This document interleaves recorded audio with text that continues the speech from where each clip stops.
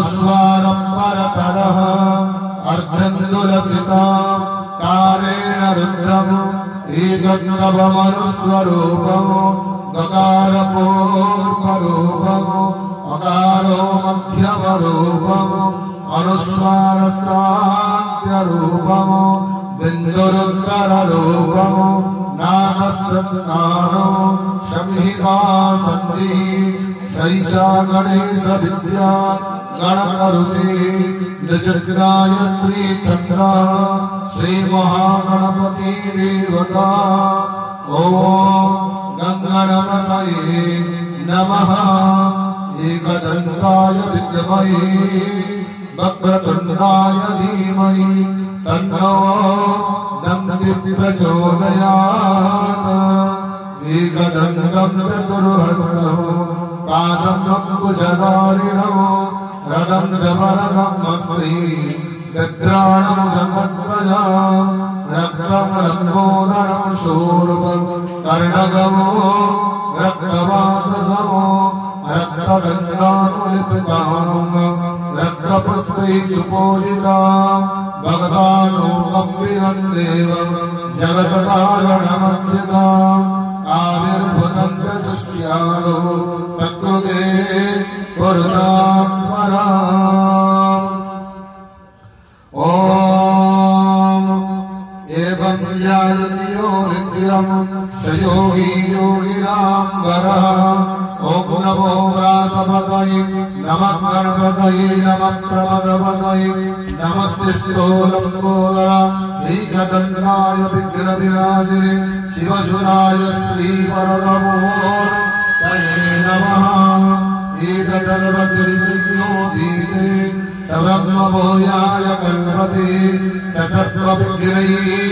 नवाद्यते स सर्वतसुखमेधते स महामा प्रमुच्यते सायमदीयानो दिवसकृतं पापं नाशयति रात्रदीयानो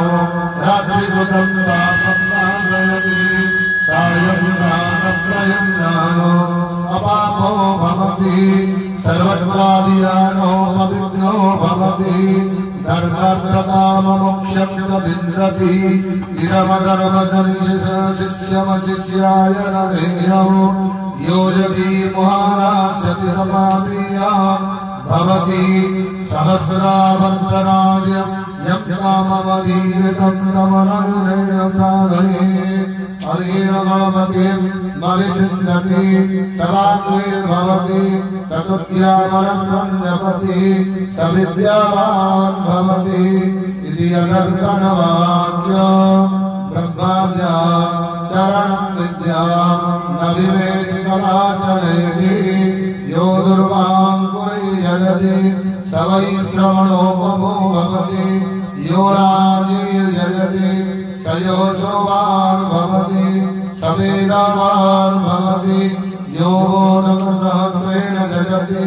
स वाञ्छितफलमवाप्नोति यशस्य सविद्भिर्यजति स सर्वं लभते अष्टो ब्रह्मणा सम्यक् ग्राहित्वा सूर्यवर्चस्वी भवति सूर्यग्रहे वानद्या प्रतिभासन्निधौ वा गत्वा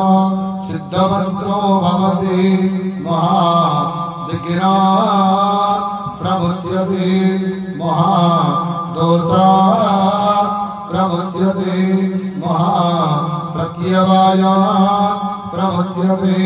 स सर्वविद्भवति स सर्वविद्भवति य एवं वेद इत्युपनिषत् सहना भवतु सहनौ भुनक्तु